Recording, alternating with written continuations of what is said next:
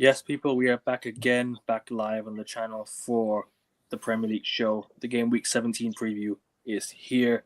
Got some interesting games this weekend, got some massive games as well. I got a star-studded panel, 6 people on the panel today. Got Josh, Jack, Arsenal fans, Chelsea fans in King and SK, and Prophet's Liverpool fan, and I myself representing Man United. The OG top 4. The OG big 4, yeah? Yeah, none of all this crap. Anyways, all jokes aside, hit the like button your way, guys. Make sure you guys subscribe to all the Mandem, Josh's channel, King's channels, Prophet's channel, and SK's channels will be in the description of the video. Make sure you guys go check them all there. Big up to Lumen in the chat. Big up to you, bro. But guys, Josh, Jack, King, SK, Prophet, hope you guys are all good. Let's get started, man. It's going to be a great weekend, hopefully. Guys, all good? Big games on this weekend, man. Mm-hmm. Yeah, definitely. Some big games this weekend for sure. Massive games as well. But we'll get into that. I think there's one place to start. We got Everton, Arsenal. I think we should start there. We'll start with Arsenal going away to Everton for the first time since Everton moved to their new stadium. This is their first visit to the Hill Dickinson Stadium. Josh, I'll start with you, my guy. What's happening? And big up. Well, after that diabolical performance against Wolves, we're going to need a response. It's not looking too good overall in terms of our record there in recent years and in terms of the current injury situations. Arteta has only won away at Everton once in his managerial career. We've only won once at Goodison Park since 2017. So we've got a very, very poor record there. And that needs to change. That really needs to change. I think Everton are without Idrissa Gana Gueye. They're without Kieran Dewsbury-Hall, which David Moyes confirmed in the press conference earlier today. And Grealish will be fit, though. He's passed the fitness test, according to Moyes, so he'll probably start tomorrow. But they're missing some key players, and we need to capitalise on that. Everton are having a typically Everton season, knocked out of the Carabao Cup early. They're, picking up good results here and there. They're floundering around, mid-table. They're doing what they do best. Under David Moyes, they're a very solid outfit, and he's going to want to get one over his students, so to speak. You look at the way Arteta plays; it's clear that David Moyes has had the biggest influence on him. Unfortunate, considering he was also managed under Arteta and Guardiola. But David Moyes is evidently his football idol, so that's what we have to contend with. Manchester City will be top by the time we kick off because they're smashing West Ham, and we need to see how we respond to that. It'll be a very, very tough game. I'll pass it on to Jack. Arsenal, you need to do your business, man. Come on. Well, I also believe Iliman Ndiaye is out for the game because he's part of Senegal's squad going to AFCON. Trying to think who else might actually be out for Everton, but obviously in Arsenal's case, Havertz still out. Gabriel Magalhaes is still out. It's just like the usual players who were injured last week, but like the performance last week, we need to fucking bounce back and just get a solid win from this. I know our record against Everton over the past few years is god awful. I mean, we can just list like 2 or 3 2-1s in the past few years that we've suffered at defeat, should I say, that we suffered at Goodison Park, which there's no excuse. And then also going into this match, obviously, as Josh mentioned, first match at Arsenal playing at the Hill Dickinson Stadium. So we need to just get there, stamp our feet down, get 3 points from it. That's all that matters. And hopefully, for love of what's holy, we're actually fucking clinical for once, because you want to try and win the league, you have to be fucking clinical. And as Josh also mentioned, by the time the game kicks off, we're most likely just going to be second in the league because City against West Ham, they usually get 3 points from it. It's foregone conclusion realistically, and I don't know what else to sort of like say about this. I mean, just get 3 points from it and just fucking lock in. That's all. And also, just one more point. Because India is going to AFCON. Carlitos Alcaraz, I think that's his name, Carlos Alcaraz, who they signed in the summer on a permanent transfer from, I believe it was either Palmeiras or Flamengo, in the Liga Brasileiro, is probably going to start. And because Idrissa Gana Gay is at AFCON as well, Irugbenum, I think that's how you pronounce his name, who they signed from Aston Villa last year, essentially in a summer transfer window of 2024, is probably going to start for them. So yeah. Anyone out in the Arsenal game? It's a must win for them, isn't it? I mean, City are going to be top, so they have to win. Like Josh said, they haven't got a good record away at Everton, so I can't lie. Everything's pointing towards a potential banana skin here. Literally everything. So Arsenal don't win this weekend. City go top. I think that's that. Because I don't think Arsenal will catch them if City go top. I just think the gap will get bigger. So yeah, Arsenal need to win just to stay at the top for now. They gotta hope City drop points, which, let's be honest, is not going to happen against West Ham. I don't know. I just feel like this could be a banana skin. Valid point. To be fair, like as Josh also mentioned, we've only won there once since 2017, and that was a 1-0 win, Trossard winner from an Arsenal corner. And then going back to like our previous win before that, that was a 5-2 win against 5-2 win at Goodson Park, which that was Coleman, right? Ozil scored in. I think Ramsey scored, Lacazette scored, and I cannot recall who scored the fourth goal for Arsenal. I can't remember who it was, but I remember Rooney. Yeah, sorry, no. Yeah, I said Ramsey. I said, was it Ramsey Brace? Or Monreal, Ozil, Alexis, that's Lacazette, Ramsey. That's it. Monreal. That's the other player that I was missing out. But I remember Rooney scored in that, and I can't remember the other goal scorer. It was like Sandro Ramirez or somebody like that. Somebody can in the chat, if you know, just let me know in it. But yeah, just want to add that point in it. No, yeah, and I think honestly, Arsenal should be winning this game. Like, obviously, I know you guys just talked about the bad record at Everton away, but I think it's important to obviously notice like they have a new stadium, so it's basically like a reset. Even just Everton this season, like Everton have been a weird team because like there's not really anything like they're good defensively, but there's not really anything that like they really do well offensively. They're one of the worst offensive teams in the league. They mainly get their offense through like through balls and like specific individual dribbling, right? And they also take a look at who's supposed to be missing. I think you said, did you say Ndiaye was going to be missing from this game, or was because Ndiaye and Idrissa Gana Gueye are in the Senegal squad. Okay, yeah, and then on top of that, I think Kieran Dewsbury-Hall is injured too, right? Yeah, that's it. Yeah. So literally, like both of their main attackers outside of Jack Grealish, their two other like really good attackers aren't going to be in this game.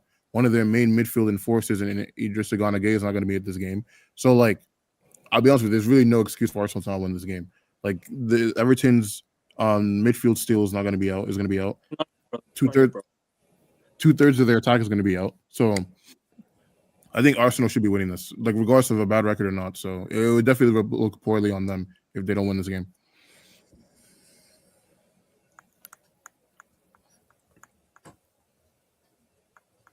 King, you there, bro? My bad. What was I gonna say about this game? Everton, Arsenal. This just seems like a draw written all over it. I ain't gonna lie to you. I think Everton are gonna be very defensive, so are Arsenal. obviously coming into it, most likely City will be top of the table, so Arsenal do need to win the game. But the thing about it is, I think Everton's biggest loss will probably be Idris Gueye, because the guy that they put in after him, that Uruguayan whatever brother, isn't good Uruguayan, yeah. enough. But in terms of attacking positions, the fact that Grealish is there, that's not too bad. They'll probably have Alcaraz in the 10 and Tyre Dibbling at right wing. So their attack won't be too bad for their level of Everton. And I think you may see a good performance from Tyre Dibbling. He was one of them mutes that was like looked at as the next big thing. He was at Chelsea for a little while, so he can be a good replacement for Ndiaye. But yeah, they're missing some of their stars. They're missing their midfield might. But if Arsenal play the same way they did against Wolves, then I'll be honest, I don't see no goals in the game. So it's going to be down to Arsenal to actually play some football and maybe remember that they're a football team, not Al Qaeda. And yeah, man. So as long as Arsenal remember that they actually can play football, and they're not into the terrorism football that they're showing, because I'll be honest with you, this isn't going to be a good game to watch. Yeah, you got Saddam Hussein on one side, you got Osama bin Arteta on the other side. It's just going to be straight defense and cheeks. I ain't gonna lie, it's going to be the worst game of the weekend. And King, you gotta start singing that song, bro. You know that one song, bro. Every time you hear Arteta's name. No, I don't know what song. Not that set piece again, shite song. Corner again. That's probably that's only gonna. To be honest, they can't even score corners now because Gabriel's out, man. They got their corner specialist. Their header monster is out as well. So, but I ain't gonna lie to you. It is gonna be a long game. It's gonna be a 0-0, and yeah, man.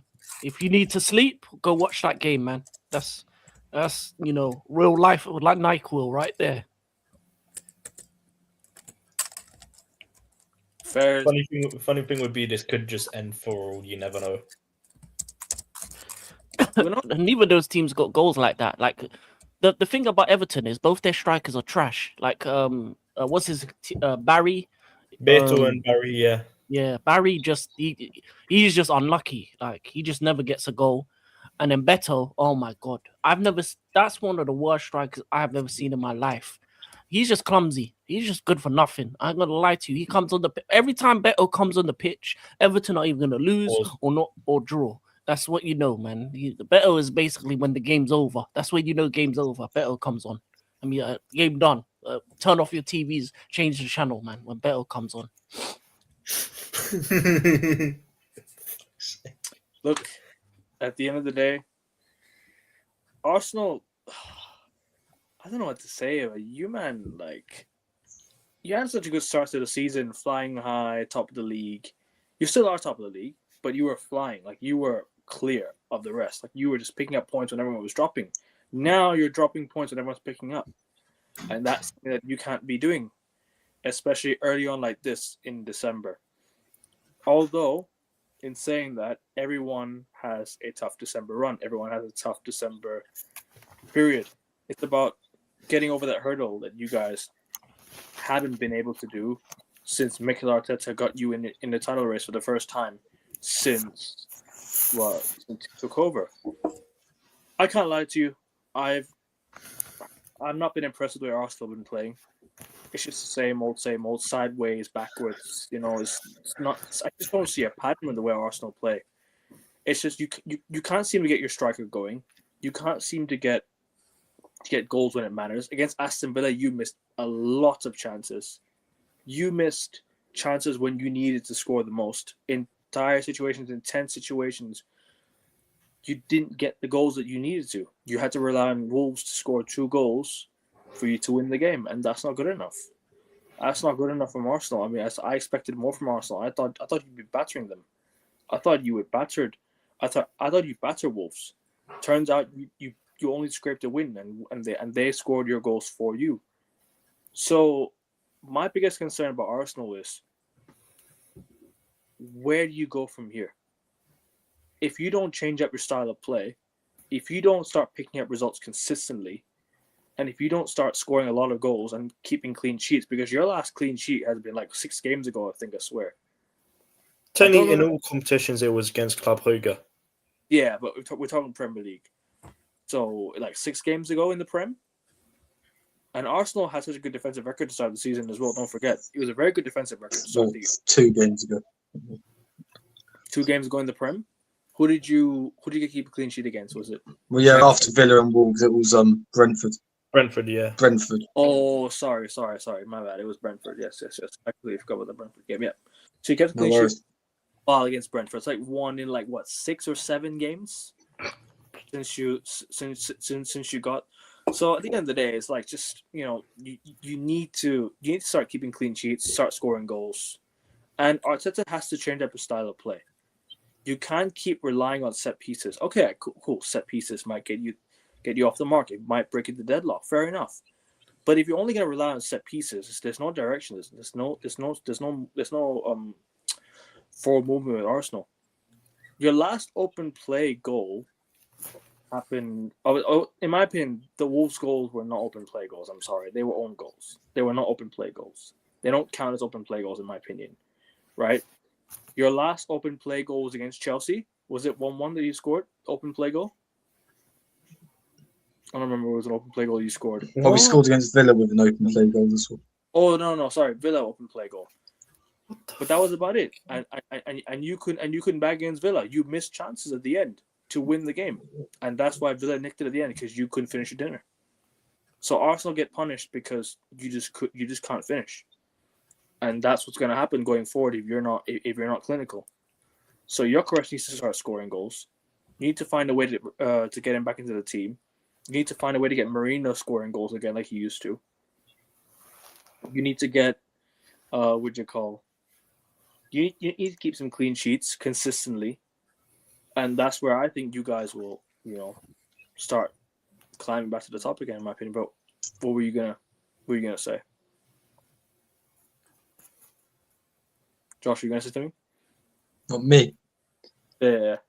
Oh no! It's just listen, Akabin, you're completely right in terms of finding goals. Obviously, we're going to move on soon, but listen, I'm not going to be able to see a lot of the game because I'll be on the train. But I'm glad that I'm missing it because you know what's going to happen. I think King alluded to it as well. It's going to be fucking margins football, all that bollocks. And at the end of the day, it's just it's just a piss take. So yeah, I'm glad I'm missing the majority of it and. Obviously, hopefully we do get 3 points, but Everton are more than capable of getting something out of this game as well. Big up. Big up, Joshy J. Nice name. Make sure you guys subscribe to his channel, people. Big up. Sorry, we'll continue. Big up, Sanket, as well. Oh, no, that's pretty much all I had to say. Big up, Sanket. Hope you're well, my guy. Big up to you. Anyone else want anything on Arsenal? Martinelli entrusted on score enough. Martinelli is only, in my opinion, this has been Martinelli's best individual season since his last, 2023, 24? I'd say 22, 23 actually. First. Yeah. I would say this has been one of his best individual seasons that season. I agree with that. I'll be honest with that. I think Arsenal have needed to upgrade on Martinelli for like 3 years now. For sure. The thing with Martinelli is he's too much of the dude's not a good enough playmaker. Like he's very much someone that, at least from what I've seen, like he needs open space to be like most effective. And like we already established that Arsenal are going to be playing a lot of low blocks. Like he just doesn't. I don't think he has the technical skill to really like play in pockets and unlock defenses like that. So basically, unless Arsenal are playing a big game against another team where there's going to be a lot of open space, I think he tends to struggle a little bit too much, in my opinion. First, and what was going to add before we go to the next game?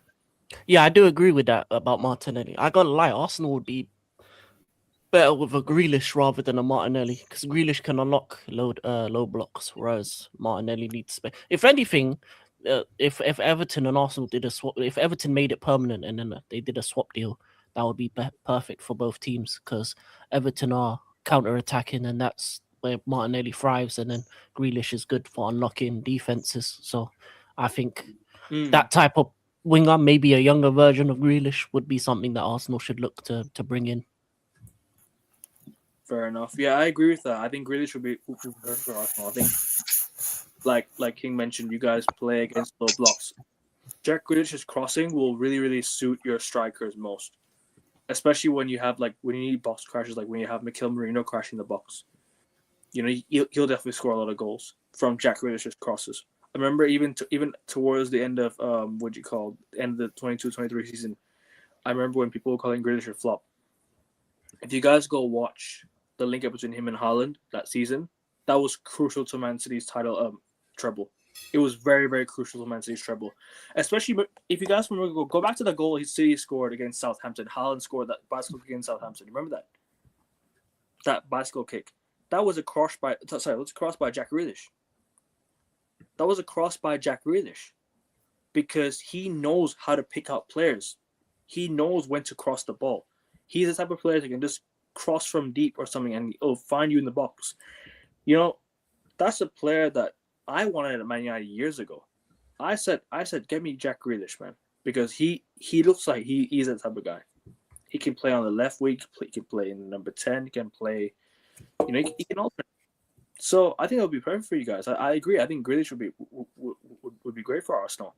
But will Arteta want a player like Grealish? It's a different question. It depends on the manager, per se, rather than actually the fans. Because the fans, cool, they can want some players, but will the manager want them is a different question. And that's something that that could be looked at. But then again, you guys need to show that ambition to go and sign him. Will he want to join Arsenal? Someone who's a rival to Man City, who has been a rival to Man City in the last few years, depending on how you guys would say it. But yeah, that's just my thoughts on it, really. I don't know if he'll join. I don't know if Arsenal will get him, but then I said he'd be perfect for you guys. It would be perfect for Arsenal. Do you guys agree with this statement? Sunderland is the best promoted team in the last 10 years. Wolves 18-19 is also a contender. Depends where Sunderland finish. No. Yeah.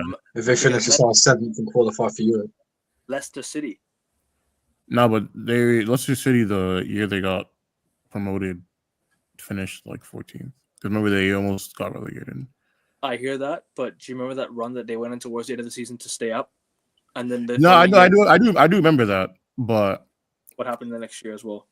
But you can't count the next year because then they're no, that's true. But if we're just talking just pure what they did since been promoted, then yeah, that's what. No, but I think this statement means just the first season, only the first season they were there. So you can only base it off of what they did that first year. You could even argue Brentford was up there, bro. Brentford have been good. Brentford since they came out have been strong. I think Brentford have been quite good. But what did they do that first year though? Not much. I would probably give it to Wolves 18-19 to be honest, because I distinctly remember them. Actually, you know what? You make a good point because they qualified for Europe the first year they came up. Remember that? And I think they made the semifinals of the FA Cup or something. No. I think they made the semifinals of the Europe the following year as well. That's what it is. So that you know what it is. They've actually had such a good team since they were in the championship already. If you actually look at the team that they had. You had rest in peace Jota, you had Neves, you had Moutinho, you had all these really good players already there when they came to the Prem. I remember that was because they beat Liverpool. Jorge Mendes or whatever. He was associated. He had associates with because I think they were owned by some Chinese consortium or something like that, and he had stake in the consortium, so he was obviously able to use his connections to get his clients there. Because I remember people were talking about kind of the legality of it and how a football agent shouldn't be able to have that much power in a specific club and that kind of stuff. So yeah. No, yeah, Wolves is probably the best. They finished 7th that season. Sunderland's season's not over yet, so we can't really tell where Sunderland are going to finish. So that's true. It's not a question you can answer. In the last 10 years, yeah, it's probably Wolves. All time, it's probably not Wolves because there's Newcastle finished 3rd one season when they got promoted. So didn't Ipswich finish 5th or something like that, right?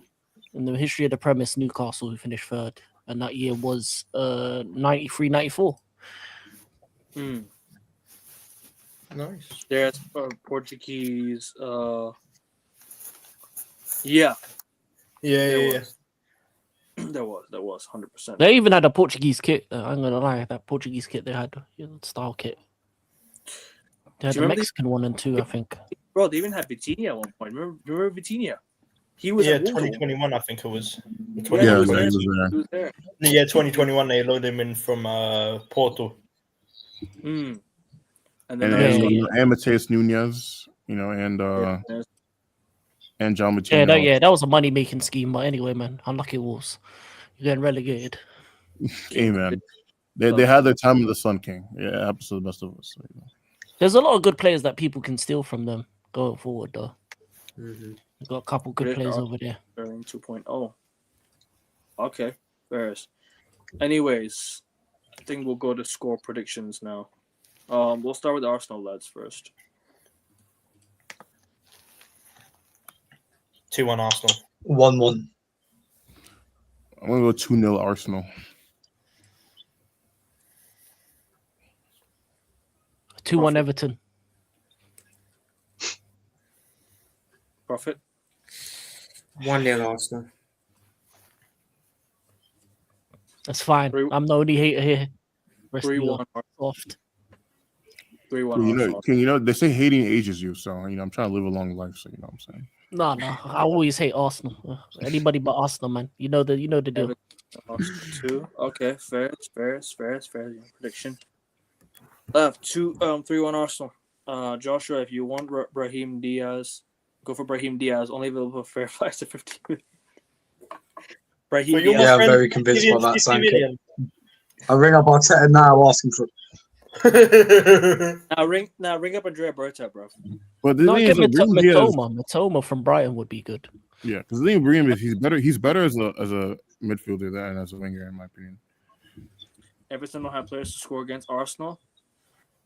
I think that's false, bro. Well, Everton don't play Grealish is some available. players. According to David Moyes. I mean, Grealish is not really a goal scorer though. So who's gonna score? Beto? He can provide. He can provide definitely, but For who? Beto? No, Barry? it's Thierry Barack Barry. Obama? It's Barry, baby. Barry. Tarkowski Yeah. off the corner. The guy that didn't get a goal until like last week or something? no. Yeah, man. Or 2 weeks ago? Dewsbury Hall scored another worthy. Oh, He's worthy. injured. He's not playing.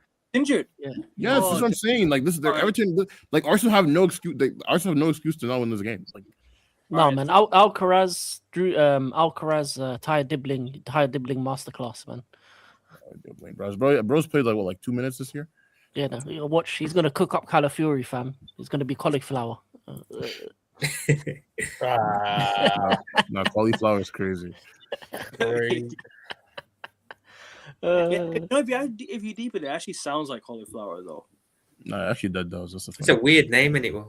Yeah, What it is is. Italian? Come on. Calafiori. Was it? So how do you say it? It's like cauliflowery or something like that. Calafiori. Calafiori. Oh, okay. Cauliflower. Oh my word. Okay, let's go to the next match. Come on, let's go on to the next match. Anyways, next match. What's like one of the biggest games this weekend? Newcastle, Chelsea, Tottenham, Liverpool. There's And three probably actually. probably Villa United Newcastle, too. Chelsea. Sorry, Newcastle, Chelsea next. We do that. we'll go Newcastle, Chelsea then. Why not? Newcastle, Chelsea. All right, King, take it away, bro. It's gonna be a tough game. St James's Park is a place that we struggle in. There's been some great games over there over the years. They've had great players. Sorry, bro. It's gonna be a fight. I'm gonna lie to you. It's gonna be a fight. Their midfield is all about action. We're gonna have to be physical against them. And we just need our players to live up to the expectations. And as if we play to their level, which that's what we seem to do, I think we can make it a fight of it. But I'm gonna lie to you, it's most likely we probably lose against them because Newcastle away is in the early morning. It's long. I'll be honest with you. The only benefit is that they use more of their starters in the midweek than us, so at least we have a lot of players that got some rest. We didn't use many of our starters in the midweek game against Cardiff, so we have the benefit of that. So players do have a week off, so there's no excuses. We need to win. We need to get away with a cheeky 1-0 and then move on to the next game because Newcastle away ain't a fun ride. It isn't. Before you go, guys, I have a very special guest joining us. Indian Scouser is in the building. Finally, bro. It's big up, bro. What you saying, man? Big up, man. Can you guys hear me? So I Yes, missed yeah, you. Yeah. We missed each other at the stadium that day as well. We went to watch the same game. We barely missed each other. Yeah, yesterday. Yeah. Well, it's past midnight here now, so I guess 2 days ago. But yeah, first of all, I don't want to intrude, to ruin the flow. But first of all, big up to Ekovin, man. It's been a while coming. Obviously, I've done shows with, Prophet over there, my guy, Liverpool guy. But the rest of you, I mean, I've been following for a long time. I'm a subscriber to Ekovin's channel as well. So please make sure you subscribe, AN Sports. And yeah, I'm always in the comments, and then big up the chat and subscribe to all of them here, doing good content. Every single one here. So yeah, man, big up the fucking Reds. We were just talking about Chelsea, but just real quick, I want your thoughts on the Everton Arsenal game before you go back to Chelsea again. Just quick on the game predictions as well.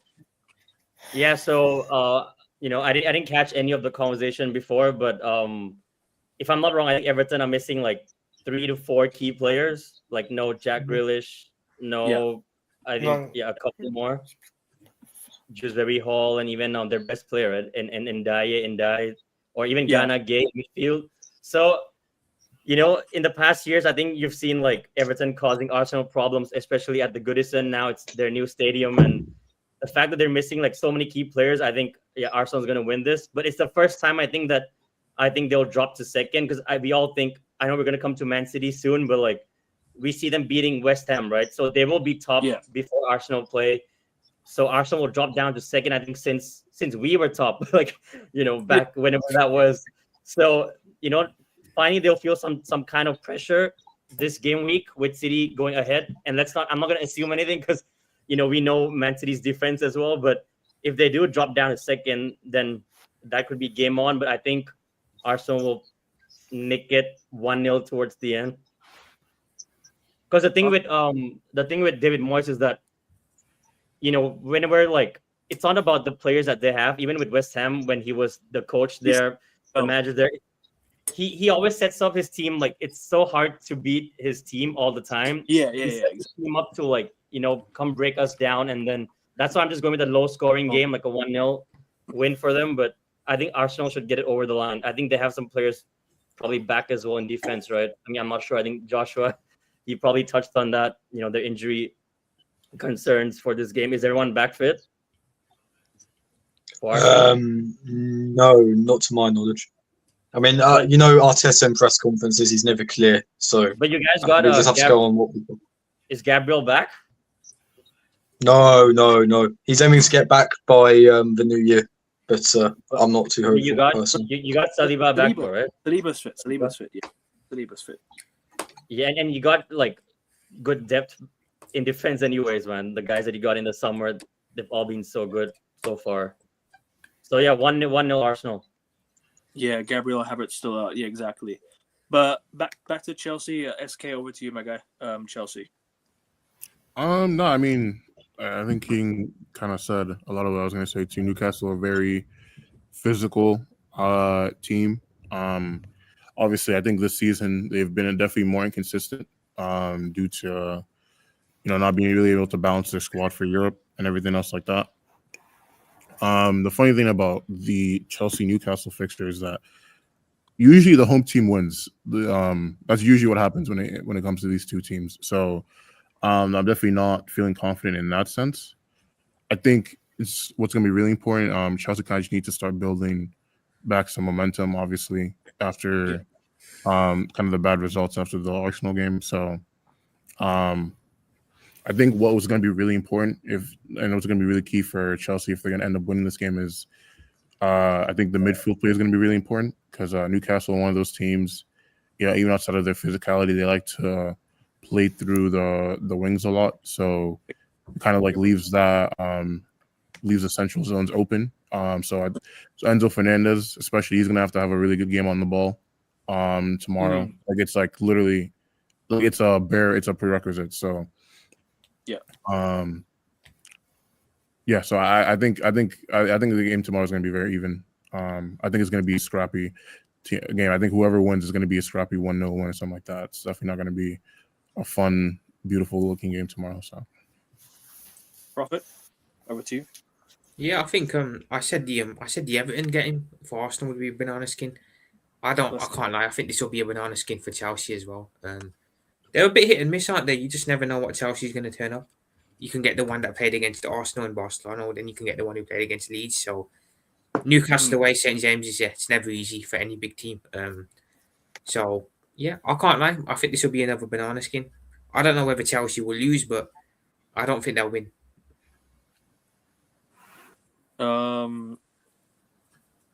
Scouser, over to you. Indian Scouser, over to you, Brother. I agree with what Prophet said there, because I don't see Chelsea winning this, but at the same time, because it's an early kickoff as well, it's gonna be tough for both the teams, even though Newcastle are strong at home. Yeah. And if this was like a late kickoff, their fans will be up for it. All them Geordies, I know it's gonna be a long night for Chelsea, but the fact that it's an early kickoff, I think that plays a part in the game. So I'm going with a Desmond 2-2 draw. I know normally early kickoffs you don't see that many goals, but as the comment here, he said Newcastle missing key players, because I just removed Dan Burn out from my fantasy team. That's how I found out he's injured until mid-Jan. But the other center back, what's his name again? He's playing well so far. Thiaw? How do you even say his name? Thiaw, yeah. Yeah. He's been class as well. I think they signed him from AC Milan, so he's been class for them. It's whether like Prophet said, we don't know what Chelsea you're gonna get. And I've noticed, like, when they come up against like big teams, so when they play like the likes of Barcelona against Arsenal, even though they had 10 men, they play really good against us. They won 2-1. So, once they face like a low block team, that's when they seem to struggle. The likes of Sunderland at their own stadium, or a couple more results that didn't go their way. So the fact that I think Newcastle will bring the game to them because they're at home, I do see Chelsea getting in behind and definitely like causing them troubles. And I think Liam Delap is out, so it's probably gonna be João Pedro, right? And I think they should start with Garnacho and Pedro Neto, because these two, especially Garnacho, when he came on against Cardiff, was it? Yeah, and he scored a brace. Normally when you see him sitting celebrating like that, they don't end up winning. It's similar to Richarlison's removing his shirt. Every time he takes his top off, Spurs never win a single game. So, I think Garnacho is the same thing. Every time he sits on the bench or whatever he's doing, I mean, not on the bench as in like a sub, his celebration I'm talking about. Yeah. So I think the last game, he came on and put on a show, got Chelsea the semifinals of the Carabao Cup. So, I'm going with the 2-2 draw. I don't see Chelsea winning, but I can definitely see them getting a point back home. Jack? Going into this match, Chelsea, they haven't actually beaten Newcastle at St James's Park, should I specify, since 2022, since March of 2022, which obviously that's shit. That's a long time ago, and it was Havertz with a winner that match. Actually, sorry, no, it wasn't even at St James's Park. Sorry, run it back. Sorry, the last time Chelsea actually won at SJP was back in 2019. And have a guess who scored the winner? Guy who can't drive well. Guy who can't drive well. Oh, that's crazy. Yeah, 1-0 win. Oh shit! Sorry, no, wait, what the fuck? That's also at Stamford Bridge. Bro, Shit. Who's on the right give side? me a Who's on the left? Sorry, we have to go back to 2018 when Chelsea actually last won at SJP. 2-1 win. Havertz with a penalty. DeAndre Edlin a goal. Wait. Hold on. Havertz wouldn't have been there in 2018. Sorry, no, Hazard. Oh, In and Hazard with a penalty, then Hostelu equalised. in the 83rd No minute. way that was the last. Sorry, man. Yeah, Is that well, actually now- the last time they went away? Yeah, So James, yeah, they don't go. So you're telling me since Hazard retired, Chelsea hasn't won a game? Yeah, actually, wait. That's not true. Actually. I'm looking at it right now. It's actually October of Am 2020. I tripping? I don't think it was that long ago. 20 No, it was. It I'm looking- was. I It remember was. one. It was Oh, October. It was actually October 2021. Reece James got a brace What? and Jorginho scored a penalty. Oh, sorry, shit. Sorry, Oh, with, I'm like, no fans, I think, right? I'm stupid. During Sorry COVID. about that. Yeah, James Brace and Jorginho penalty. Sorry about that. I mean, it's still a long ass time ago. So But yeah, Maybe you we meant go like back- with fans. Maybe it was 2018 because 2021 it was the COVID season. no, but this was Sorry, October, sorry. so this would have been after fans would have been allowed down. Oh, okay. Yeah, so we're But going yeah, back 4 4 or 5 4 years now Still a long since time, yeah. Chelsea last won at St James Park, and that was Yeah. before the Saudi takeover as well. Should I add as a Well, week? Chelsea always had a pretty bad record at Newcastle. I mean, Yeah. even no, with we the- teams Bro, do to we be haven't won a St. James's Park since 2021. Wait, who was the manager for Chelsea back then? Was it Tuchel? It was Who was it? Tuchel. That Tuchel would have probably, been yeah, Tuchel. Yeah, sure. Yeah, No, it it would was have been Tuchel. Thomas Tuchel. Thomas Tuchel. Yeah. Yeah, so we're going And I mean- back 4 or Who 5 was years. their now. manager when they won back in 2018 again? That would have been sorry. Been That would Maurizio Oh Sarri, I believe. yeah. Oh yeah. The chain managers who get locked in. The one who used to Sorry, always smoke cigarettes on the sideline. Yeah. Yeah. But regardless, yeah. Chelsea obviously won midweek against Cardiff, as we've gone over. Garnacho with brace. I think it was what's his name, Turnbull, who scored for Cardiff, and I can't remember who the other Chelsea goal scorer was. It was probably like Joao Neto, Pedro I or think. something like that. I can't I think remember. Or it was Neto. Neto. But regardless, like solid win for Chelsea midweek. Newcastle, obviously, we know what happened at the weekend against their superiors, should I say? Their superior rivals, should I say? But obviously, Newcastle looked to bounce back. But obviously, as we mentioned, they essentially have they don't essentially have any senior like central defenders who can play for them, because obviously Dan Burns injured, and club captain Jamal Lascelles is also injured, as is Livramento, Emil Kraft, Trippier, Botman, and Osula. Like their defense is like bare boned essentially, because they're having to rely on Lewis Miley most likely at right back.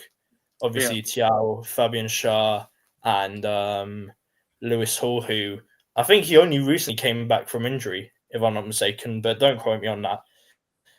And like, obviously, Lewis Hall's Newcastle last injured season again. were good in it. Oh, what?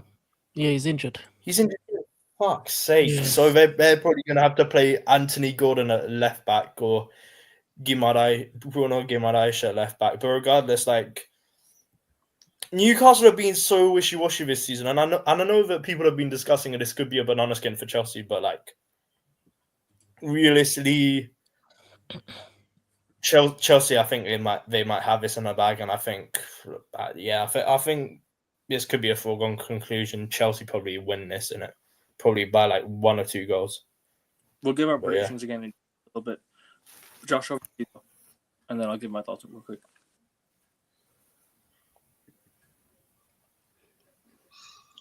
Well, I mean, I think everyone's gone through what's needed to be said. Chelsea do have a very poor record at St James's Park, but Newcastle have a lot of players up, a lot of key players up. Therefore, I think it's not out of the realms of possibility for Chelsea to end that barren run and win the game. Newcastle, as Jacques has said, topsy-turvy season, but it's always difficult at St James's Park. Man City lost further champions-elect. Tottenham needed a last-minute equaliser. Arsenal and Liverpool needed last-minute winners. And by last minute, we mean last minute, like to the dying seconds. So it's not going to be easy at all. But Chelsea have the players to get the job done and pick up a crucial 3 points in the Champions League race. So it should be a good game, in spite of the injury concerns for both clubs. I don't know what it is. Like, a lot of our clubs tend to go away to St James's Park and struggle. Is it the atmosphere? Is it? I don't know what it is. Like, is that factor that Newcastle have, isn't it? And look, at the end of the day, records are there to be broken, and Chelsea should be going there with a bit of confidence. I know Chelsea haven't had the best of results in recent time, but obviously they beat Everton last week. Prior to that, they didn't get the result against Atalanta in the Champions League. So, yeah, I mean, results wise, I think they didn't win in like 4 or 5 games before the Everton game. Since the Barcelona game, they kept dropping points to Arsenal, to a few more teams. They lost to Leeds. Yeah, they lost to Leeds as well. So, like I said, up and down season for Chelsea. Like they're not getting results where they need to. But then again, they could easily be in this title race as well if Chelsea were picking up results that they needed to. I think if they would have beaten, let's say, Sunderland, that's an extra 3 points. Are they 5 points behind Arsenal now? If that's the case. Before they played Arsenal, they were 6 points behind. So their fans were saying if they beat Arsenal, they would be only 3 points behind. 3 points behind. Yeah, exactly. So and look at where they are now. So yeah, there you go. I mean, like I said, results wise, Chelsea need to pick up results, and it needs to be soon because then again, they still got the League Cup semi-final that they could play at Arsenal. They got FA Cup still. They got Champions League games, so they go in January. So the schedule will only get tighter and busier for Chelsea. So then again, like we said, results need to improve in the league before pressure hits a health wear. But don't really have much. But Newcastle, obviously, off the back of a loss against their biggest rival, Sunderland, who I've been waiting for years for this game. To be fair, we do Newcastle Sunderland. Newcastle are gonna want to bounce back. They're gonna want to bounce back for sure. They are in the League Cup semi-final as well, playing Man City. So that's gonna be an interesting game. We don't know what's gonna happen there, so we shall see. But then again, prior to that, also Newcastle have had a very up and down season, very inconsistent as well because they beat Man City 1 week, then they go and lose to Marseille 1 week, then they go and drop points to West Ham, they go and drop points to Brentford, here and thereabouts. So yeah, Newcastle another inconsistent team. So both teams are very inconsistent, and I hear Newcastle's point on this could be a Desmond Tutu. I could really see it. I could really see it being a Desmond Tutu. But we'll give our predictions in just a bit. Let me get to the comments. Have you heard of Scouse Gunner? No. Has anyone seen this? What AFC always is talking about? Scouse Gunner? There's a Scouser, yeah, who's an Arsenal fan. I don't think I've heard of Scouse Gunner. There's a Scouse guy who's I've actually met a Scouse Man United fan before. Bro, years ago. He's got to be in it. He was an author that came to my school. He was a United fan, but I think he lived around Liverpool. He didn't really live in Liverpool, but he lived around Liverpool. But he was a United fan. But yeah, Scouse Gunner is crazy though. Still, Scouse Gunner is actually crazy though. Chelsea will be fine, according to Iron Disciple. I don't have my arm size for Chelsea situation right now. I hear it. I'm seeing a Desmond as well. I'm seeing a Desmond as well. Okay, fair enough. And also, guys, make sure you get subscribed to Indian Scouser. I put the link in the description as well, people. Go subscribe there if you haven't done so already. You guys get into like 200, 300 subscribers, guys, please. But anyways, let's do score predictions unless you guys want anything more on the game. Actually, yeah, I just want to add a bit more on Newcastle because I'm checking their lineup right now. So obviously, they played midweek against Fulham in the Carabao Cup. By the way, this could be the fixture for the final. Newcastle against Chelsea because I'm actually, but I'm predicting it's a Chelsea Man City final. But we could see this as a final as well. So midweek they actually rotate a lot. I'm trying to see like which team rotated more, Chelsea or Newcastle. I think it's about maybe the same, but they played Lewis Miley, the guy who scored the winning goal in the dying minutes at right back. So, I think someone on the panel said that Livramento was injured too, actually. Yeah, Livramento, he got subbed off in the game on like the 76 minutes. So, and they have to play the same, center backs, Malik Thiaw and Fabian Schär, because it's the only two center backs they have, similar to my team playing Konate Van Dijk every game. So yeah, it's gonna be interesting because Johan Vista is back now. He played the last game, first start, first goal. Missed a big chance as well against Sunderland. Missed a really huge chance. Yeah. And speaking on that game last week in the derby, I was waiting for that game for a long time as well. Same. And Walter Made, man, my FPL 0 points, and what a header. Sunderland fans will be trolling this for years to come, man. The 90 million euro striker scoring a goal to win Sunderland in the game, but signed for Newcastle. Better than Isak apparently as well. By the way, apparently. Oh, he is. He is better than Isak. Don't get it twisted. As it stands right now, 100%.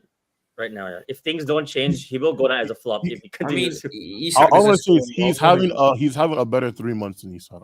Those are the words I will use. Yeah. At least Isak doesn't score on goals. He's Peter Crouch on crack. That's what Walter Marder is. Oh, all I know is Isak is the better Swedish striker than Gyökeres. That guy's a bum. True. But anyways, let's get to score predictions. I'll start with the Chelsea lads first. King and SK. I'm gonna go 1-0 Chelsea. Okay, King. 1-0 Newcastle. Jack. You know what? 1-0, 1-0. Yeah. Josh. 3-0 Newcastle. Wow. Prophet. 2-1 Newcastle. And in Newcastle, what's your prediction? Yeah, I'm sticking with 2-2. That's one. I'm gonna go 2-1 to Newcastle. I just think, I don't know, man. I have a feeling Chelsea in these games, it seems like a game where Chelsea will drop points. It just seems like that type of game for me. I don't know what it is. Away from home, Chelsea. Yeah. What's your record away from home? Actually, Chelsea actually have the second best away record this season. Oh, they do. The issue is the home record isn't great. Okay, fair. Yeah, I'll stick with 2-1 Newcastle. I just have a feeling Newcastle will win the game. I don't know why. I just think. History dictates Newcastle win. Obviously, they don't have any senior fullbacks. No Livramento. Lewis Hall is a late fitness test, so he's not going to be 100% even if he does start. No Burn, no Trippier, so we can exploit their wings, but we don't win at Newcastle. We just don't do it. It's like Old Trafford. The two stadiums I hate going to the most as a Chelsea fan is Old Trafford and St James's Park. Because I know what's going to happen. We're going to play well, play bad, don't matter. We still lose. And you still lose the game. Yeah. That's fair. No, I'll never forget that loss in that Mourinho season when Chelsea were trying to go unbeaten. Oh yeah, I remember that. You guys were gonna go like a whole, and you guys had like a whole like. You guys started the season winning every single game almost, except for when you dropped points against United, and then you went and and then you lost to Newcastle 2-1. They were the ones who ended your run as well. I remember that season, and then you lost to Spurs as well that same season, 5-3. Yeah. That was a Harry Kane like. That was Harry Kane's Kodak moment. I won't lie. Yeah, that was Harry Kane's like introduction to the Premier League. That was his game. You know what I mean? Mourinho. Oh, we're gonna miss in that Chelsea time. Bro, I miss Josie in the Prem, man. We missed that shithousery in the Prem. But anyways, I think we'll go to the next game. Tottenham Liverpool. I'll go to Scouser first since you're debuting on the channel, bro. I think just minutes before I came on the channel on the stream, I'm not sure if Prophet. I'm not sure if you've seen this. Fabrizio tweeted Salah apologized to the. You see, I saw that. I literally just seen it now, bro. It was actually Curtis Jones who actually revealed that, not Salah himself. And obviously, Curtis, he's not gonna just come out and lie on, like in public. Obviously, Mo is that type of character. I assumed he apologized anyway after the meeting he had with Arne Slot. Mm-hmm. He had to do it, because he's saying that the club, we've thrown him under the bus, but then he did the same thing with that interview. So I'm glad that's out of the way now. He's gone to AFCON. Good luck to Mo. I'm glad. I really hope Egypt wins it so Jamie Carragher can just shut the fuck up. I respect him as a player, but I hate him as a pundit. I really hope Salah wins it, man, so he can just end this whole debate. Just good luck to Mo. And Tottenham. I was just checking the recent fixtures between us against them. Last season we played them 4 times, twice in the Carabao Cup. I think semifinals. We lost away from home, but then I think we won 4-0 at Anfield, and then you guys remember the 5-1 that clinched us the title at Yeah. Anfield, where we went 1-0 down first, and we scored 5 goals to win the league. And especially the game at the Tottenham Hotspur Stadium, it was 6-3. I think Prophet, you remember that well as that game 6-3. Yeah, but we battered them last season in all 3 games. Both I played well, Apart from yeah. the first Salah leg, played well. Yeah, Yeah, exactly. so I think it was a combined of an aggregate of 15-5 in 4 Yeah. games last season. Man, And- 15-5. And I was just checking just now as well, all the games, it's always been high scoring between Liverpool and Spurs. So once again, we're coming to predictions later, right? So I want to Yeah. now. Yeah, just yeah. Yeah, we'll get to Yeah, predictions. so I'll leave my prediction towards the end, later once everyone have their own say about the game. But I expect us to win because of how I think it's the first game in a long time where we have gone into a game that the opposition's manager is in a bigger, or should you say, more pressure on the coach that's not Arne Slot, because Thomas Frank at the minute, I think you guys, obviously there's no Spurs fan on the panel, right? But you all watch content, There won't be they're don't worry about Yeah, no, they're. I've been looking at their metrics. Like, all of their offensive metrics are so poor, bro. Like, yeah, we so just yeah, that's my opinion. Oh wow, is this really the high scoring fixture in the Premier? yeah, it is I well. Yeah, it is. So It is. Wow. Because even the Well- season before, Klopp's last season, we beat them 4-2 at Anfield when Harvey, scored the Oh yeah, banger that as was well. the one where they thought they equalized, right, with Richarlison and that pigeon thing. Oh no, that Yeah. was the season. No, that before. was Was it season years before? ago. That was a 4-3. 4-3. Oh yeah. Oh okay, sorry. That's every time I think about Tottenham, that's the game that comes to And I mind. think Van de Yeah, Ven yeah. I think Van de Ven back passed it to was it Paul? I think it was It was I Lucas think Moura. Lucas Moura. He gave the ball Lucas straight to Moura Jota. Jota back snapped in. passed it to Jota.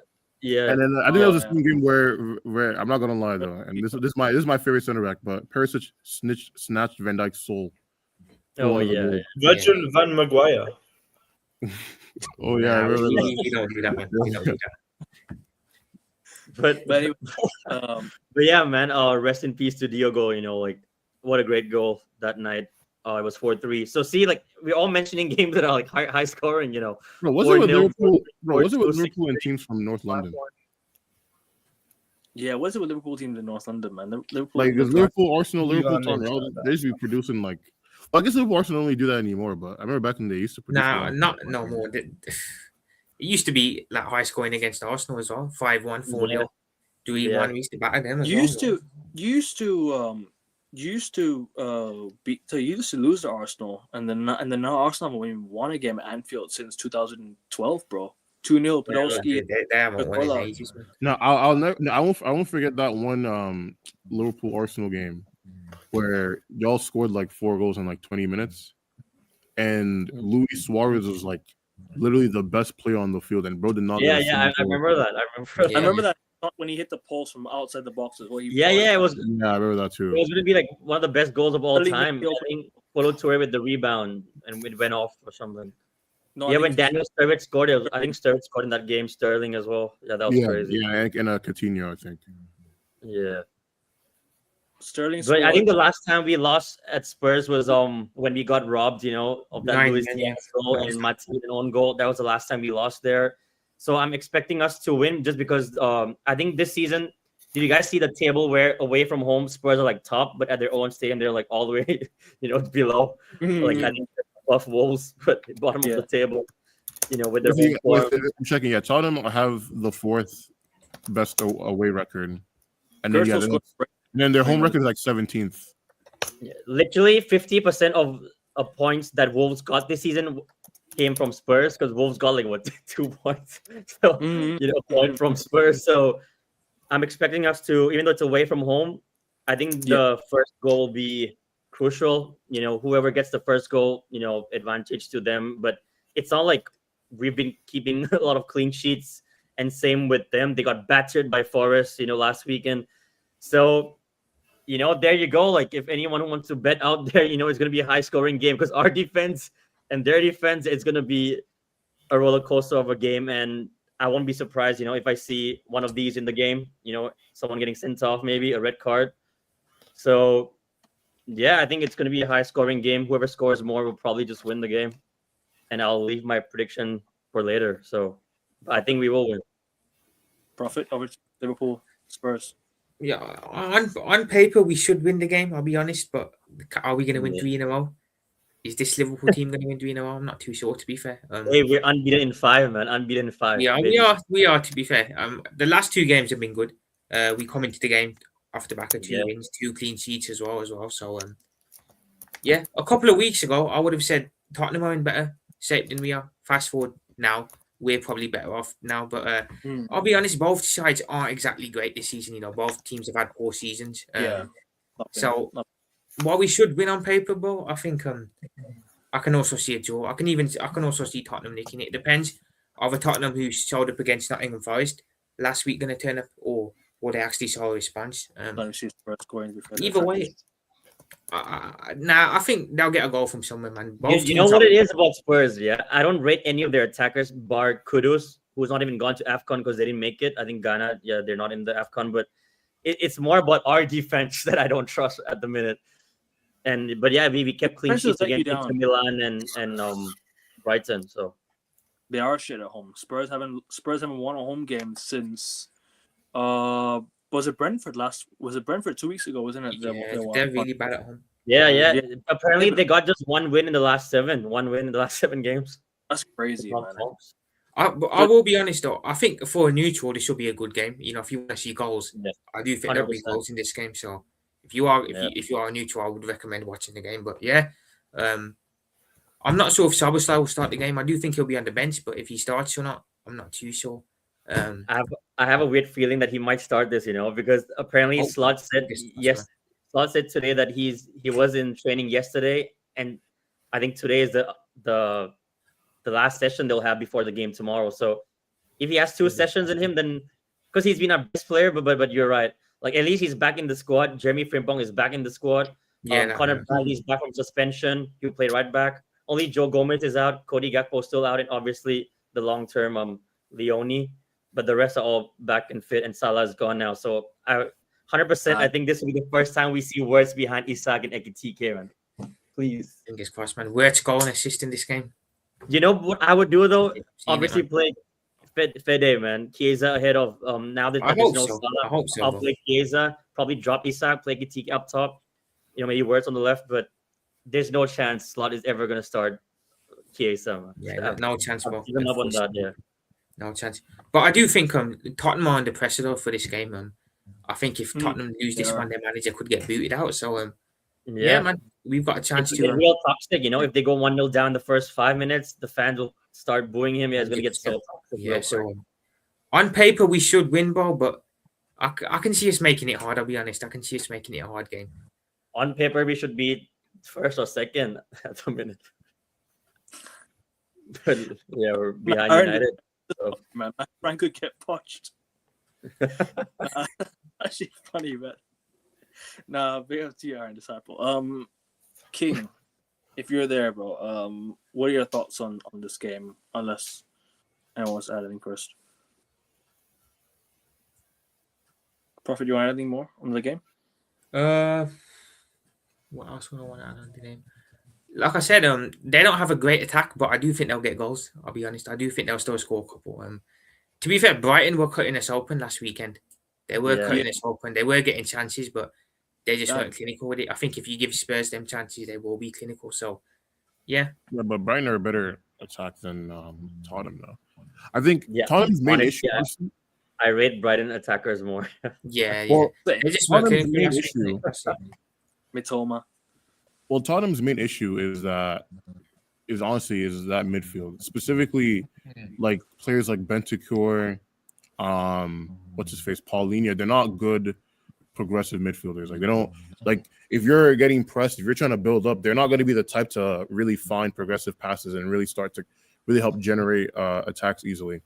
And I think that's Tottenham's biggest issue, and that's why their attack is so poor, is because they can't easily shift the ball into their attacking third. So I think especially if Liverpool go with the weird like diamond formation y'all have been using lately and just really pack the center of the midfield.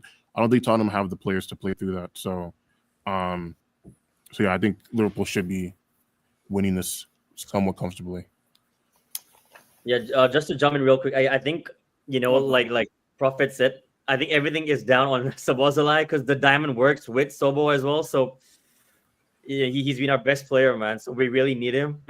So I think with him or without him, it's going to make a massive difference for the game, man. But in terms of Spurs and their midfield, yeah, I think even Sarr is gone to AFCON now, so they've got only Bentancur, Paulinho. But the reason why I think Spurs fans should be a bit, at least give Frank till the end of the season, be a bit patient with it, is because they've got multiple injuries in midfield as well, like with Madison and Kulusevski. So I think they're two best players. So it's Kulusevski big time, man. Tottenham, they really Yeah. miss Yeah, it. they do. Yeah. He was very clutch for them last season. I know Because people don't like Solanke as well, but even Solanke is out. So Because towards the end of last year, Kulusevski was actually getting some big goals and assists for Spurs as well. Like towards the end of the last season, I think he was getting some contribution now. But this season, he's missing on quite a lot of games, and Madison as well. Madison's a huge miss. Madison's basically been out for I don't remember him playing that much last year either. Madison was out since the Europa League final. I think. I don't think he played the Europa League final. no, he wasn't playing the final. I think because I think he had that interview after the game with was it Carragher and I Roy forgot. Keane, it was with Roy Keane. Yeah. Yeah, with Roy Keane. Yeah, he just I think he went on to change shirts as if he was playing, but he was just in the celebrations. But I don't think he played the final. So before the final, that's when he got injured. Yeah. So his last game was against Bodo Glimt in the semifinal. So yeah. I think before I let you speak, but I don't think our record against the big six is good this season either. To be fair, we beat Arsenal, but we lost to United. We lost to City, Chelsea. Who else? I think that's it. Obviously we got this one as well. So yeah. Our record isn't great against the big six teams. It's only Arsenal, early on the season, and that's from Dominic. That was pure luck, though, wasn't it? Let's be honest, wasn't it? But United 2-1, Chelsea 2-1, City 3-0. Yeah. So man. Yeah, it's not great. So Josh, you want to go next? Predicting the Spurs Liverpool game. Or just preview the game first. No, Well, I mean, to be fair, I think what's needed to be said has already been said. I think someone in the comments would say this is the highest scoring fixture in Premier League history, and hopefully from a neutral perspective or from a less biased perspective, it turns out that way again. Like Prophet said earlier, a few weeks ago, I would have expected Liverpool to get slapped off the park. Now I'm expecting the opposite. I think Liverpool will win. I don't think Spurs will be able to lay a glove on them, to be honest.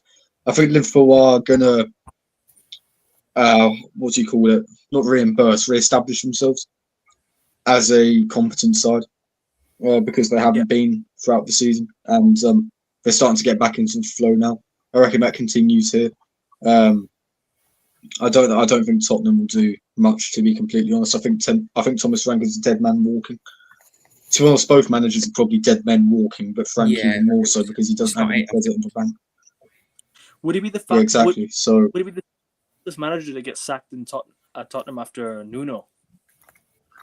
Would be the second. Nuno lasted. No, Nuno was sacked.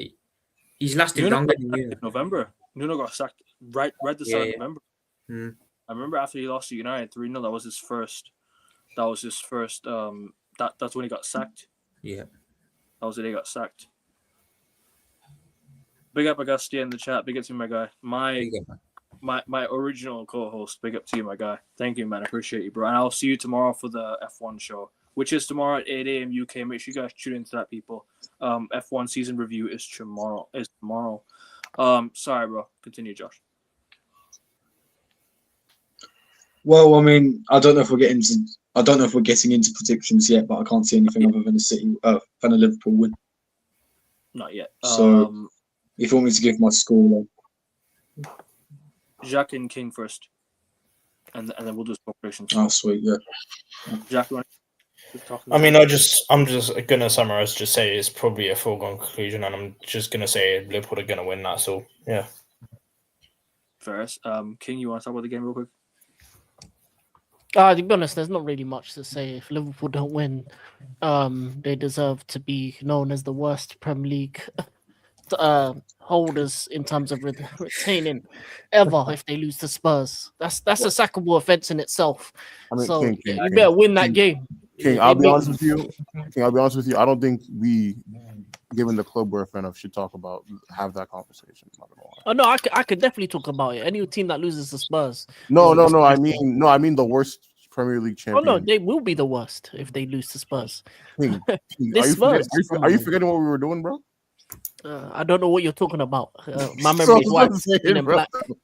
Did That's I Chelsea don't know what finish you're talking 10th? about. Men in black That's setting. makes sense, right? I remember Chelsea finishing 10th. I think That's after winning the true. crown. Yeah, I don't know what you're talking about. That was Conte's fault, man. That was Leicester Conte. was probably the worst, though. Honestly, Leicester. I think they won the league in the next year. That was not but they Conte's fault. That was Mourinho's Yeah. fault. Yeah. So thank Yeah, God Mourinho. for us. Conte attack, same thing. You know what I'm saying? They like getting a bit crazy after a couple of years, but as I said, Liverpool should beat Spurs. Spurs in all the big games have been slapped, silly, and it should be another slappage. It should be like a 4-1, 5-1. I don't know why you're worried about Spurs. They got no attackers that can worry you. The defense has been inconsistent at best, and their midfield is shocking. So yeah, man, easy Liverpool win. Anything but a Liverpool win is a disgrace. I agree. No, I agree. I think Liverpool last few games they've slowly started to pick up. I think performance-wise, it's not there yet, but they're more clinical than what you think. I think clinicality over good performances is what Liverpool have really been relying on. I think the last Brighton game wasn't the most perfect performance ever, but obviously Liverpool didn't end up getting the win, which is fair enough. Like you had to do what you had to do. Before that, you played. What was it in the Champions League? Was it you got the win? Yeah, Inter Milan away. Inter Milan Milan. won. Yeah. I didn't watch that game, so I can't say the overall story. Is it going to be 3 games in a row now? If you win this game, would it be 3 games in a row in all comps? Yeah, 3 wins in a row. That's what I'm saying. It's a little Yeah, bit we're too good. unbeaten in 5. So West Ham, we won that game 2-0. Sunderland 1-1, Leeds 3-3. Inter Milan 1-0, and Brighton 2-0. Unbeaten in 5, but yeah, this will be So 3 wins in a row. you are scoring, but you're just conceding a lot, and that's one thing you have to try and keep out. That's the one thing Liverpool need to try and make sure that you don't do against Spurs. You cannot concede first, because the one thing Liverpool always do is whenever they concede first, their heads drop. The head That's drop, the yeah. one. That's the one thing you guys have allowed to happen this season is confidence.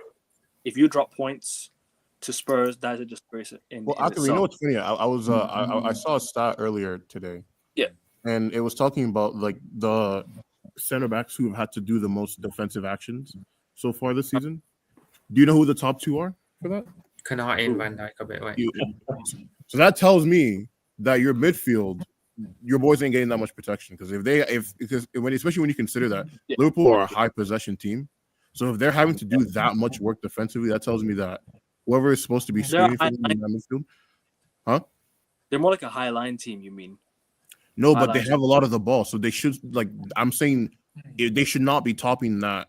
Like theoretically speaking, they should not be topping that stat because Liverpool have the ball a lot. So if they are, then that tells me that the people in front of them, the midfield, aren't doing enough to offer them protection. That's my point. So that's the main thing that they gotta. SK is completely correct on this because we have majority of the ball anyways. If you see the stats all against all teams, I think we've had more possession apart from maybe like Man City away. Chelsea away. That was the only one. Yeah, probably even City, right? At the Etihad. No, we had more the ball against City. Seriously? Yeah, slightly. Second half they set back, remember? So. Oh yeah. But yeah, 3-0, man. Chelsea away was the only one I think we didn't. Yeah, but right now I'm looking at McAllister, because like Gravenberch, he's been up and down good, I think, from the start of the season. Then he dropped. Now he's been playing well the past 2-3 games. Graf, he's back to himself again. But it's McAllister, like, honestly. And I agree with what SK said. There's no protection in front of the center backs, the defense. Yeah. And it's the same partnership playing game in, game out. week in, week out because we got no one else. Yeah. Predictions, anyways. Scousel, your prediction? So after all the analysis we gave, it's gonna be a high scoring. It's a 0-0. I'm kidding. It's not gonna be a 0-0. I'm going with Liverpool to win 4-2. 4-2 Liverpool. Isak to get his first goal. Wirtz to get his first assist in the Prem. Isak to get his third goal for Liverpool, you mean? Well, right. I forgot he scored against West Ham, but he scored before that against, in the Carabao Cup against Southampton. So Isak's second goal in the Prem and third overall in. But for Florian Wirtz, his first assist in the Prem. Prophet, your score prediction? I just think it's too good, man, that we win 3 games in a row. I'm going to say 2-2. I just think it's too good to be true, man.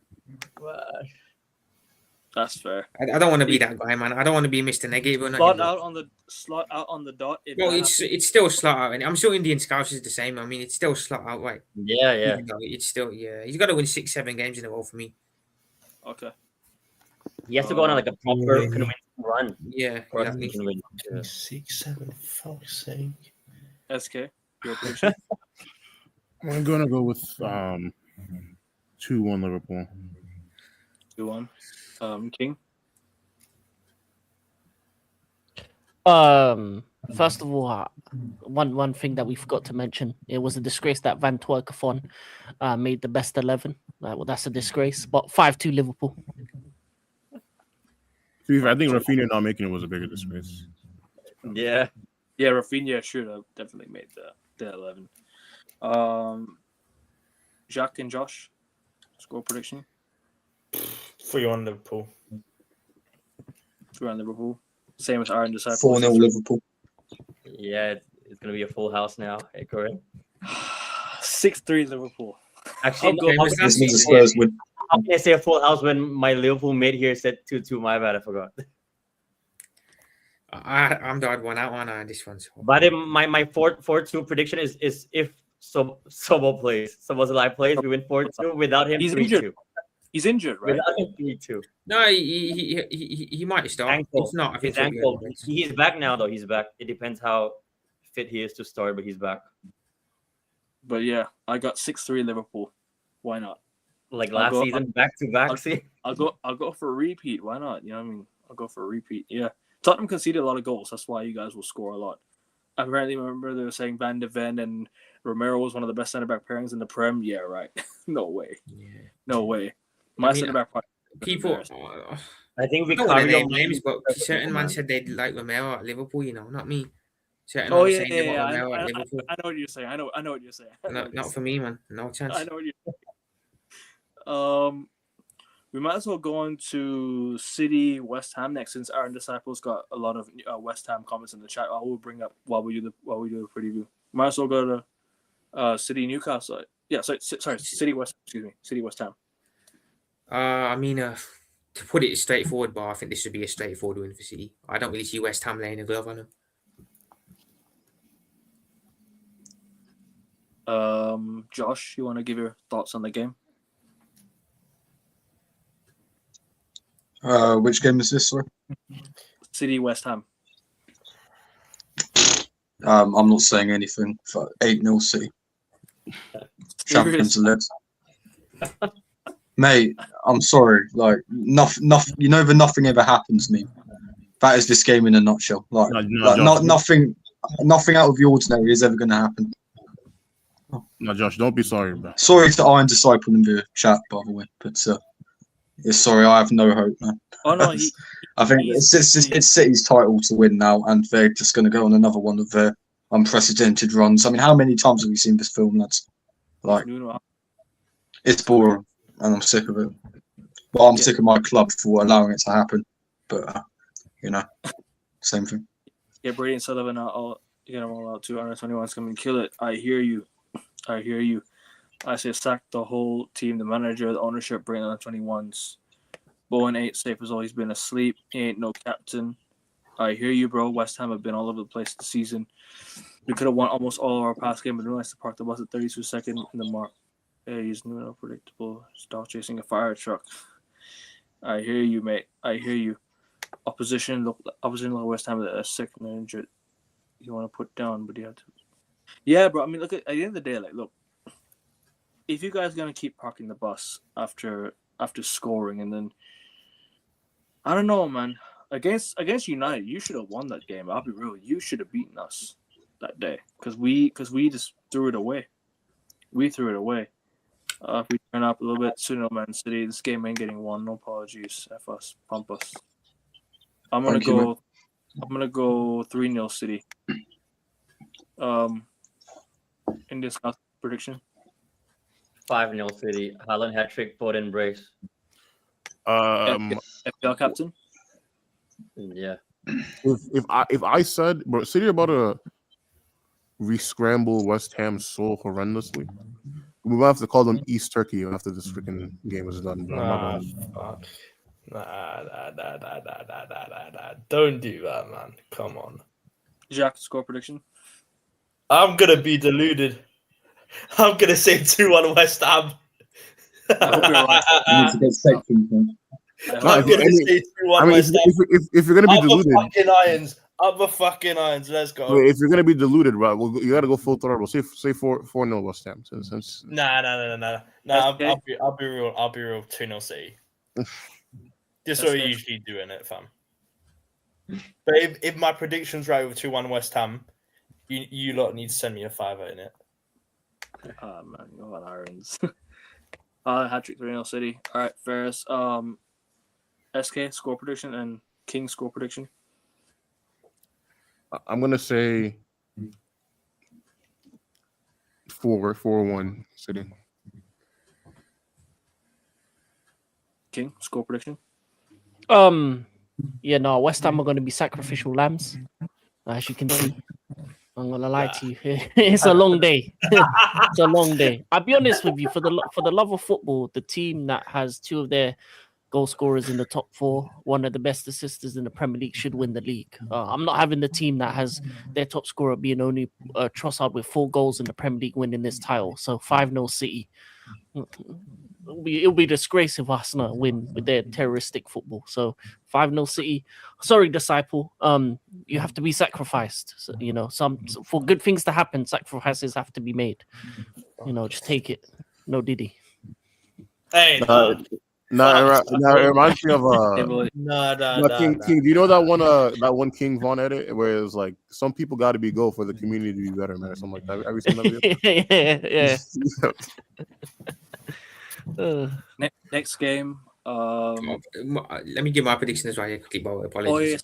yes. 3-0 City, man. Light work.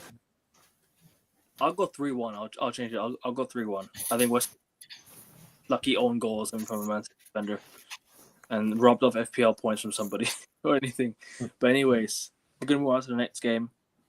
I mean, Aston Villa Man United is the next game, I think. Look, Bro, it'll be 2 scammers. I'm not very confident about this game.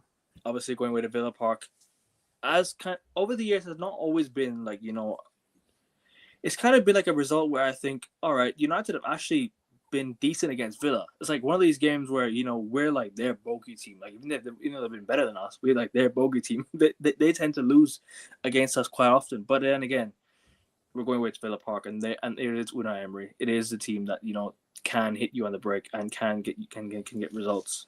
I think they're the most informed in Europe. I think was it 9 wins in a row or 9 games unbeaten. I think they were like 7 wins in a row prior to last game, but now they're like 8 or 9 wins in a The row. last defeat was probably against us, I think. That's mad. That's mad. But then there you go. Like Aston Villa are getting results, and Man United away from home in the last few games, we've actually been quite good away from home. Actually. I can't lie to you. Against Palace, we won 2-1. Liverpool 2-1. What else before? Obviously, the 2-2 draw against Spurs and Forest, not so much. But away from home, our results haven't been that bad.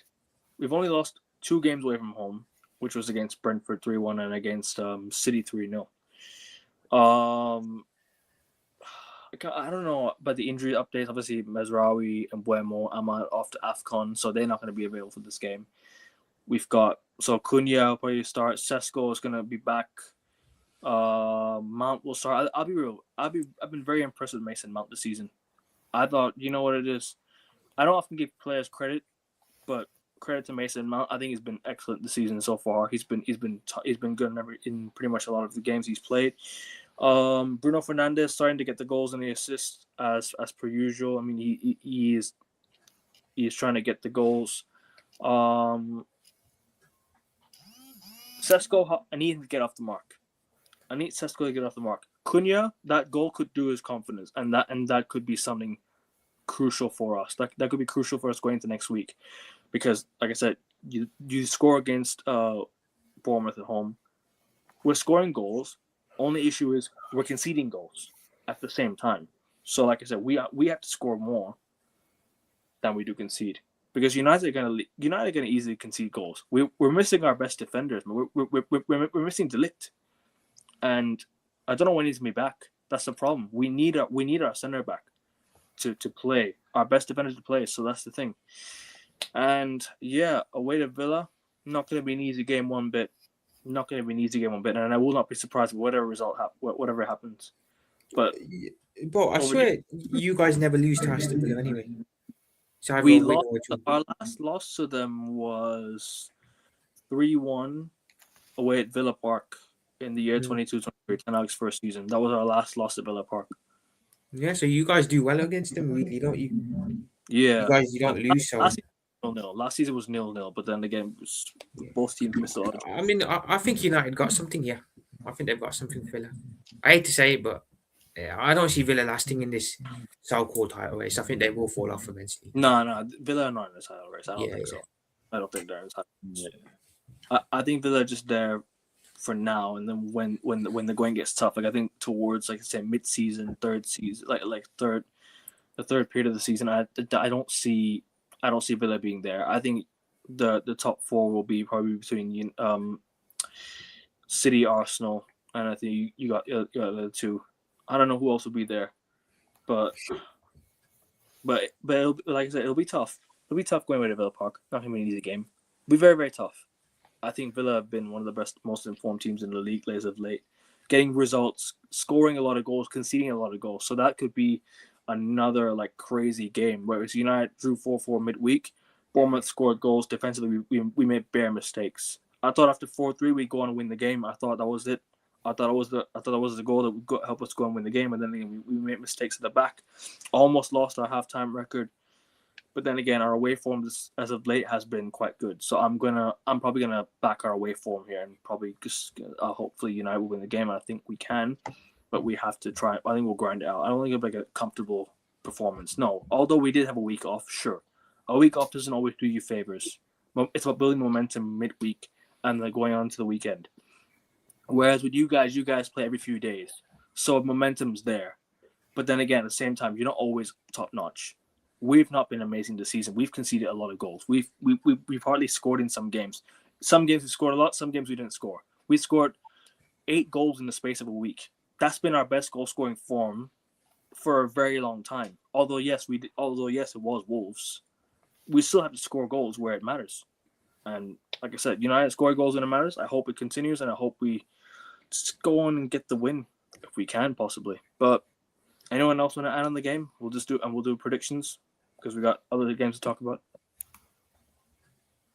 This is gonna be classic, typical Man United if they go on to win this, because Aston Villa, like you guys were saying, they're on this unbeaten run. So, but I'm still gonna stick with the home side, man, because they've beaten Arsenal. They're on the momentum right now. I think even in all competitions, like they've been unbeaten for quite a long time now. Their last defeat was against us, and that was time ago in Anfield. Yeah. So, but yeah, this is gonna be typical Man United, man. If they win this game to just end Aston Villa's run, but I'm still gonna stick with the home side. I can just start. I'll let you start the prediction. You're the United fan. Oh no, I'll let the others give their say first, and I'll do a prediction. I'll say 3-1 Villa. Good evening. It's gonna be a good evening for you, Gavin. Don't worry, bro. I'm out anyways. You're finally playing on a Sunday though, and not Monday night. Yeah, the last time we played on a Sunday, we ended up winning. So hopefully that can be. And then you're the only team playing on Boxing Day as well after Christmas 26th. Exactly. Another 3 a.m. game, bro. I hate 3 a.m. Seriously, I'm sick of it. Yeah, man. Tell me about it. I'll go 2-1 United. I don't predict losses. I don't predict against my team. It's time for Cunha to rise, man. Mason Mount, Cunha. Now that there's no Amad Diallo, there's no Mbeumo. I hope Kobe can start. Yeah, Manu to start. Sick of Manu being on the bench, man. Seriously, for real. Yeah, free Kobe, man. Free him. Like Kobe, yeah, free Kobe. Yeah. Wrong messenger, right? Wrong place, right message. Yeah, that's what I will say about it. Anyone else want to give that thoughts on United before we do predictions? All right, Josh, score prediction. Oh, I'm torn because I don't think Villa are winning this. Josh, United to win, man. Villa are like chasing you, like what, couple of points. I wouldn't go that far, but I will go 2-2. I think Villa's unbeaten. I think Villa's winning run does end at the hands of Manchester United, but they won't lose. I think Villa Park is something of a fortress at the moment. It'll be very similar to 23-24, I think, where they slowly drop off around the new year. Because if you remember December 2023, they were right up there with Arsenal, City and Liverpool. And then they tailed off. I think it'll be a similar story here. Yeah. But I think they'll still get a decent enough point at home to, at least by name, a great team. Jack? I'm just going to say 1-0. Yeah. Prophet? I'm going to say 2-1 United, man. I think they got something here. Okay. I hate to admit it, but I think, 2-1 United. SK?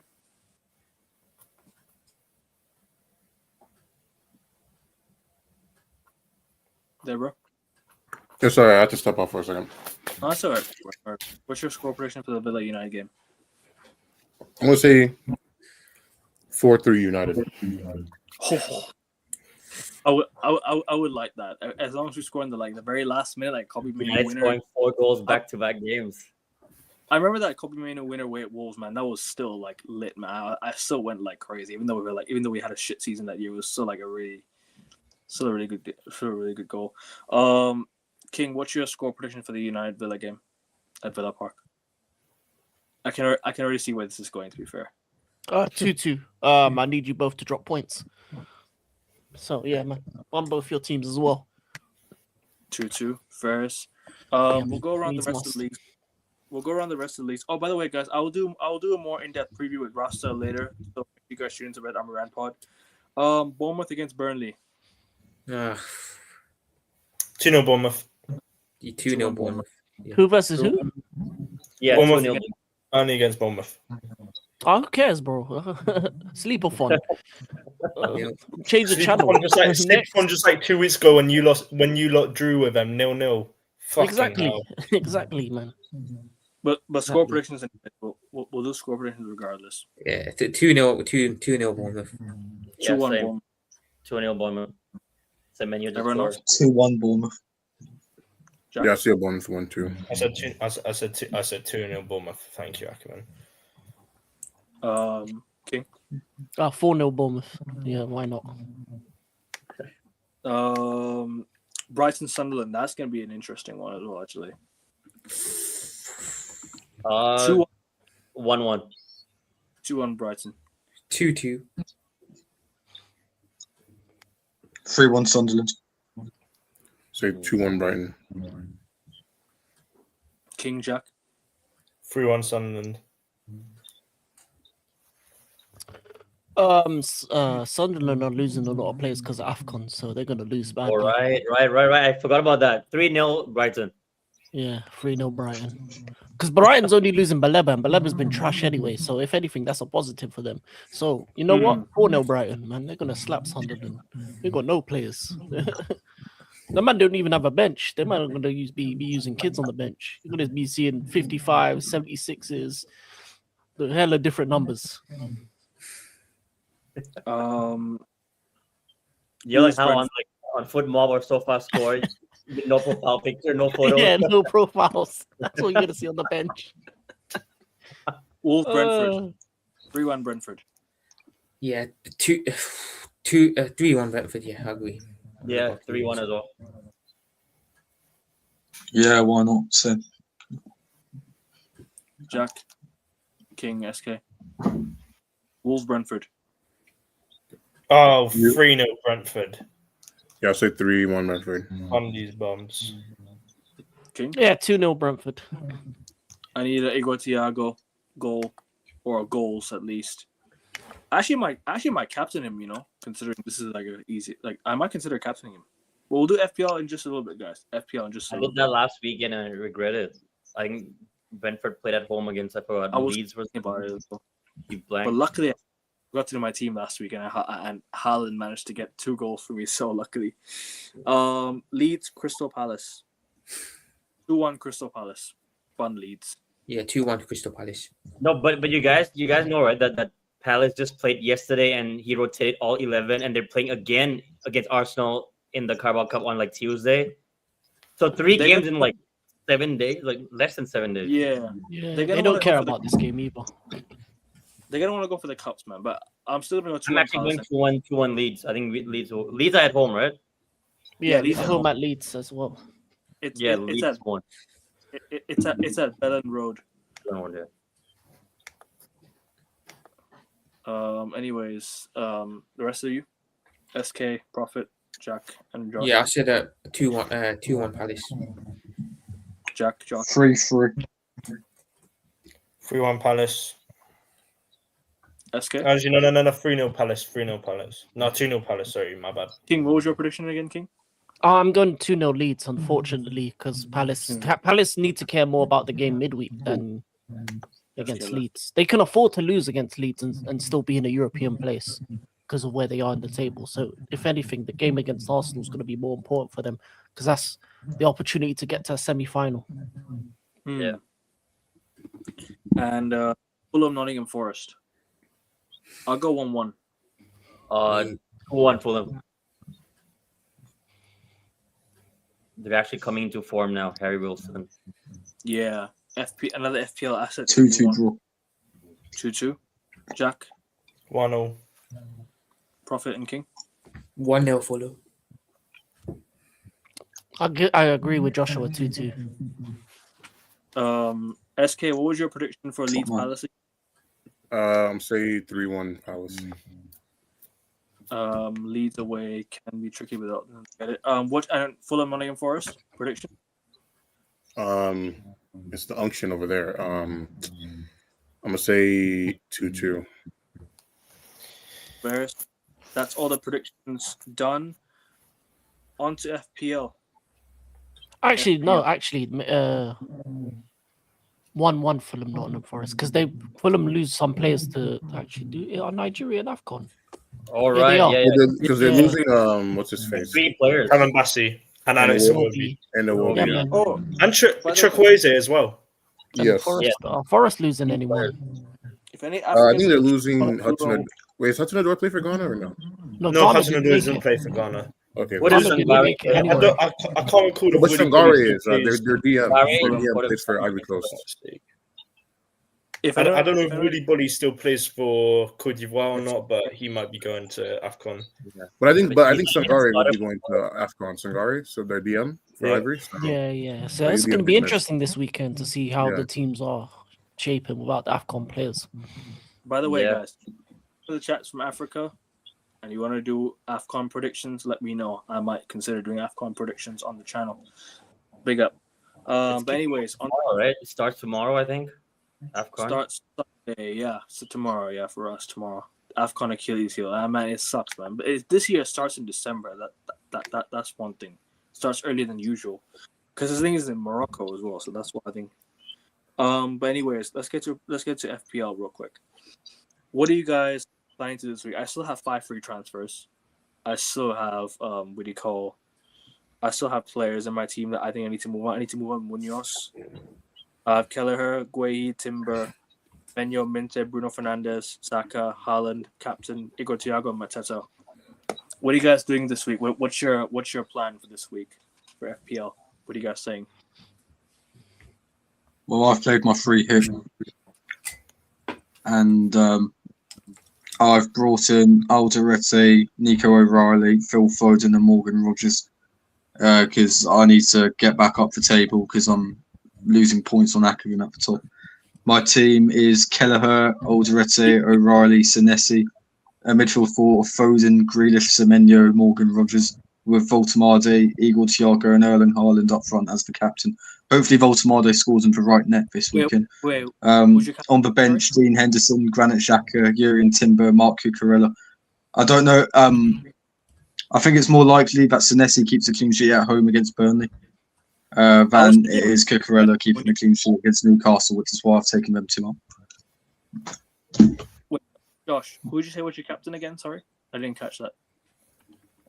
Haaland, obviously. Haaland. West Ham at home. Come on now. Yeah. Jack, anyone else playing? Anyone Seems else like a playing no-brainer. FPL? Anyone else playing FPL? Wanna give your thoughts? Yeah, I just got in Hugo Ekitike. I was gonna bring him since last game week. So he scored a brace against Leeds. I was gonna bring him in, but then I was hesitating, and I think he scored. Yeah, he scored a brace against Brighton again. So now watch him not score tomorrow because he's in my team now. But yeah, I just got in Hugo Ekitike and captain obviously Haaland. I got Foden. I'm keeping Semenyo because he finally scored in the last game week against Man United. And yeah, trying to get rid of Dan Burn at the minute because he's out until like mid-Jan. And I have O'Reilly as well. Yeah, he's a good buy as well for City. He's cheap, isn't he? How much is he? He's like 5.3. Yeah, 5.3. Quite good. That's quite good. Munoz is out, so I'm gonna need to replace him. Yeah, and City will probably keep a clean sheet against West Ham. What's your recommendations for Munoz's replacement? Senesi, Saliba. I think you're one of those two. Timber is a good one as well. Timber. I have Timber already. Oh, okay. I think O'Reilly is a good one. O'Reilly? Because he can pop up with like a goal or an assist as well. Yeah. And a clean sheet. Jack, what's your FPL team looking like this week? Honestly, I don't even know. I'll sort out some plans later today, and that's it. I don't want to talk about my flipping team, considering the stinker I had last week. So yeah, don't ask me for advice on it. Fairs. At the moment, if I had to replace a player in my team, which player would you guys recommend? If you guys want any recommendations, asking the panel. So Kelleher, Gueye, Timber. I'm gonna replace Munoz for sure. He's gone. Semenyo, Minte, Bruno Fernandes, Saka, Haaland, Thiago, Mateta. Out of all these guys, who would be a good replacement? What was that?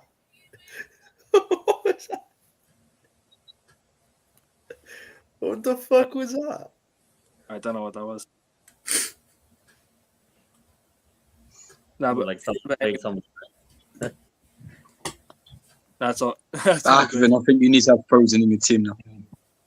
You think Foden could be... You had to bring up. Come on.